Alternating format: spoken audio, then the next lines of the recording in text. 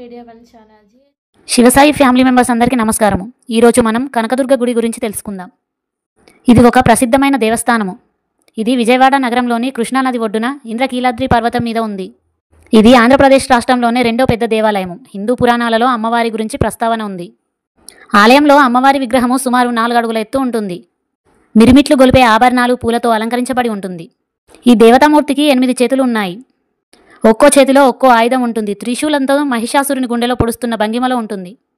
ఈ కనకదుర్గ అమ్మవారు ఇంద్రకీలాద్రి కొండపై వెలిసినందున శ్రీ దుర్గా మల్లేశ్వర స్వామి దేవస్థానం అని కూడా పిలుస్తారు. ఇక్కడి అమ్మవారు స్వయంభుగా వెలిశారని నమ్ముతారు.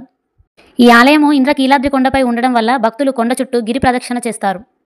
అమ్మవారిని దర్శించుకోవడం వలన ఆరోగ్యము, సంపద, వృత్తిపరమైనటువంటి విజయం లభిస్తాయని భక్తుల నమ్మకం.